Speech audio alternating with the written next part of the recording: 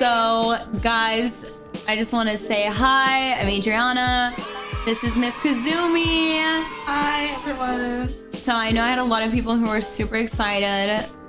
Totally counts. See, it counts. Totally counts. Oh. I'm pretty sure going down or otherwise having to keep men and women separate.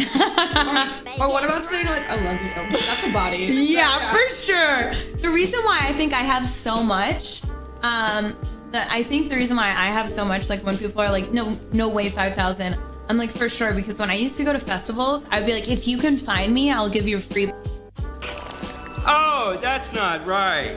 No. Jesus, Adriana, you know, with a body count that high, I'm gonna be forced to assume that there's some kind of secret underground society of women who give out prizes for this kind of crap. Like, if you sleep with 100 guys, that gets you a $15 gift certificate to a fancy soap shop. If you get to 1,000, you get a set of moderately priced Turkish steak knives. Hell, if you get to 10,000, you're probably rewarded with a manhole dedicated in your honor because, let's be real here, if you bang that many dudes, that's going to be an apt description of your slop trench of woe. So I literally, like, at festivals, I think in one night I get like 50 or 60, and like they're a 3-day event. Completion? For sure, yeah. No way. And I even got most of them to sign model releases. That's nothing to be proud of, Rusty. How are you not dead? Like, I know. Gentlemen and gents, will you look at that face? That is the face of a woman who has just reminded herself for the umpteenth time that she has made literally every single terrible life choice imaginable. Deep down, she knows there is no amount of money, designer handbags, or liquor that will ever wash away the stains she has made in both her memory and in her bed. This is the look of a woman who's realized that she will forever be memorialized as one of the world's most notorious prostitutes. Should a man care about what his girl wears? Absolutely. What women want to do is solicit attention. So when you wear a promiscuous outfit like that, you are soliciting the attention of other males. You know that. Of course I do, sir. Everybody knows that. Of course we do, sir. No, definitely not. Like, I'm gonna wear what I want. Because he has no say on our lives. Yeah, like, we're gonna do what we want to do. What he wants. That's it. It's our lives. You go, girl. You get it, girl. You hear that? You got it, girl. Ah, yes. If you ever want to test out the loyalty of a woman, you need only ask her the clothing question. If she gets needlessly angry or defensive when you call her out for the way she dresses, then you know she's not the type to lock down in any capacity up to and including recreation. Women like this crave the attention and desirability because deep down they know they have absolutely nothing to offer a man. They know their lives are a meaningless void of emptiness and despair, so they fill that void by tricking themselves into believing that they can get Chad or Tyrone with their average looks, crappy attire, and an attitude that reeks of trauma and trust issues. It's a rather subtle aroma with hints of boxed wine, kitty litter, and a touch of gasoline. It's quite pungent. It's a formidable scent. Stings the nostrils. Is your boyfriend here right now? Yeah, he's back there. Do you think you should have some say in what your girl wears when going out? You know what? I'm gonna say no to that. You know what? She does what she wants to. Boy, there's no real easy way to say this, but look, you're a simp.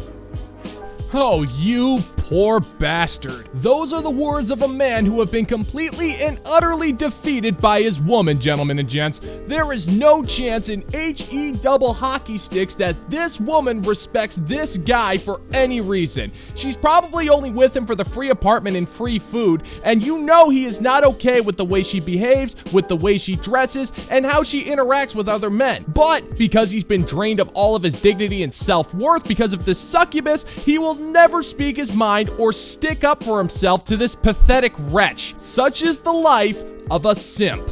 You are a sad, strange little man, and you have my pity. If his girlfriend is not here, I'm telling you, there's a completely different answer to that question. That's all I know. You gotta let your girl trust your shit. You can't police that. She does her own thing. But if I'm not here, his answer would be different. Shut your dirty little mouth!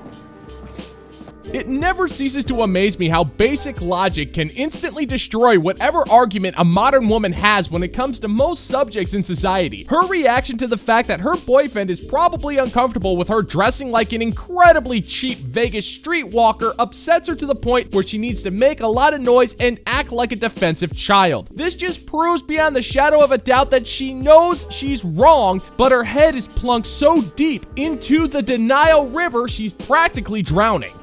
I know it, your family knows it, dogs know it. Okay, I'm gonna say this and I'm gonna say this now because I really feel like a lot of people need to hear this. There is no better time to be single and on your own than right now.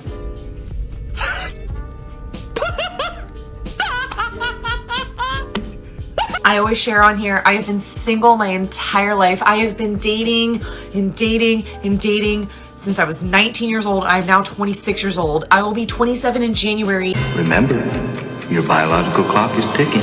Oh sure, there's no better time in life to be a single woman than right now. A woman that's in her late 20s who's been dating and crying for over a decade, whose life is so wonderful that when she celebrates her singleness, she starts by lamenting on the fact that she's almost 30, childless, and without any prospects for a husband or a family. This is definitely a sign that she is a well-rounded individual and that everything she's about to say will make perfect sense. And yes, it is absolutely frustrating and asinine. And did I cry the other night because I'm just so frustrated being single and I'm frustrated with this dating scene, I'm frustrated with men? Absolutely. Jesus, scary. But then I sit back and I go, wait, I managed to have my hair appointment, I got a massage, I'm applying to jobs that I want to apply for, I'm looking into new apartments and new places to live because I can. Because I'm by myself. I am on my own. This is my life. Congratulations! Absolutely, totally sane woman. You managed to keep an appointment, pay somebody to rub your back, and mindlessly scroll through the internet for jobs to which you are grossly underqualified in cities you couldn't possibly afford. You truly are living a life worthy of envy. I stayed awake till 1 a.m. reading my favorite book. I went to this coffee shop at 2 o'clock in the afternoon because I could. I went to Target and bought all my favorite fall and Halloween decorations because I could. Wow. That's amazing.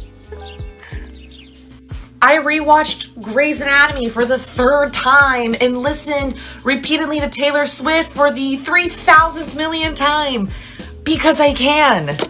You're boring! You're fucking dull! You have nothing to say! You are a one-hived mind twat waffle! Wait. You mean to tell me that you reread a book until 1 a.m., went to a coffee shop, bought some crappy Halloween decorations, and rewatched Grey's Anatomy? Then you topped all of that off with a Taylor Swift marathon? Girl, you've reached an achievement made only by preteens and retail employees. Whoa! Don't get me wrong, there is nothing more beautiful and wonderful in this world than sharing your life with somebody you truly are in love with. Say what now? What now? Someone who is your significant other, someone who is your husband, wife, boyfriend, girlfriend, whatever it is an incredible thing. Jesus, she is terrifying. How would you know, lady? You said it yourself. You've been dating for over a decade and you've never had a steady or successful relationship because you're clearly single. You're not fooling anybody. You live an empty husk of a life and you desperately want a man, but because your fantasy was never fulfilled, you find yourself at 29, alone, and bragging about how you've rewatched crap television from the early 2000s. What is it about modern women bragging about rewatching television that's somehow worn as a badge of achievement? I don't know.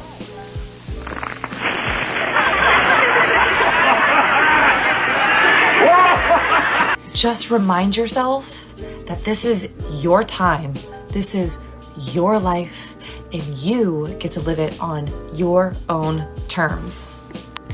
I will always say this, when that time comes for you to finally settle down with someone and have that cookie cutter, white picket fence life, if that's something that you want in life, you are going to look back on these times and be so happy and grateful you had them.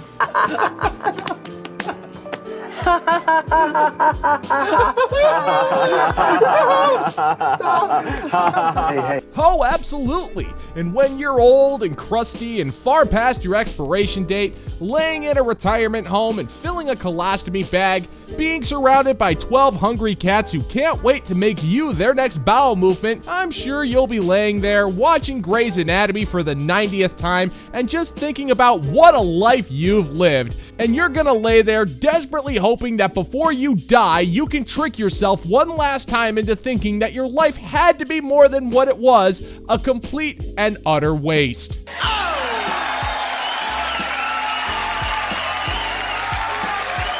But what do you think, gentlemen and gents? Why is it that modern women constantly brag about how many times they've watched Grey's Anatomy? Let me know what you think in the comment section down below. And as always, if you find that my particular brand of comedy is bringing you to the brink of laughter, then why don't you scroll on down and click that like and subscribe button and ring the notification bell so we can give the good old-fashioned middle finger to the YouTube algorithm. Thank you so much for checking out the new video, and until next time, peace out, homies.